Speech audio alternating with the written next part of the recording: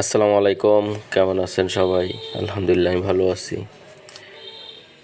হ্যাঁ, আজকে রান্না করা হবে আপনার মূলা শাক আর ছোটো মাছ দিয়ে ফুলকপি দিয়ে শালগম দিয়ে রান্না করা হবে। তা ছোটো মাছটা ভেজে নিচ্ছে, এটা হলো বাটা মাছ দেখেন। তা ওই তরকারিগুলো কেটে নেওয়া হলো। এদিক দিয়ে আবার ছোটো ছেলে এসে দুষ্টুমি শুরু করেছে ওর আম্মুর সাথে। তো এই ফাঁকে আবার আমি একটু ভিডিও করে দিলাম। মাছ ভাজা চলছে, ছোট ছেলে দুষ্টুমি দেখেন করতেইছে, যাচ্ছে না, আসতেছে যাইতেছে, দুষ্টুমি করছে। মাছ ভাজা দিক দিয়ে চলছে, বাটা মাছ বেশি রান্না করবে না, 4 পিসই ভাজা হচ্ছে। তা এখন তরকারিটা বসিয়ে দিয়েছে, ফুলকপি, শালগম আর কিছু আলু কুচি। দেখেন এই যে তরকারিটা বলক করে উঠলো।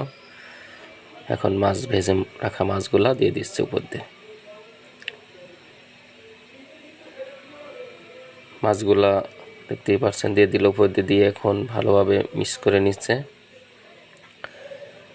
তরকারি ফ্রাই হয়ে আসছে।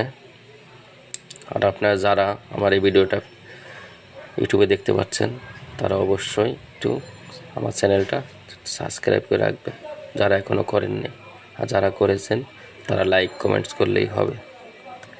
আর যারা ফেসবুকে দেখতে পাচ্ছেন তারা যদি আপনার লাইক বা ফলো না করে থাকেন ফলো করবেন। আর যারা করেছেন তারা কমেন্টস করে জানালে হবে যে কেমন হলো রান্নাটা।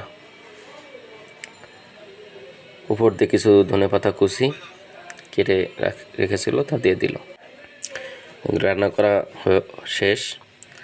এর মধ্যে আবার আব্বার মা আসছে, তা বলতেছে তাহলে কী রান্না করবো। আমি কোথায় দেশি মুরগি আছে আর পাঙ্গাস মাছ আছে আর শাকভাজি তো করলাই, তো এগুলো করো।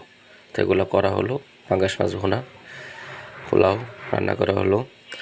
আর আপনার পুরো ভিডিওটি দেখার জন্য অসংখ্য ধন্যবাদ। যারা এখন আমার চ্যানেলটা সাবস্ক্রাইব করেন নাই একটু সাবস্ক্রাইব করে রাখবেন। আল্লাহ হাফেজ।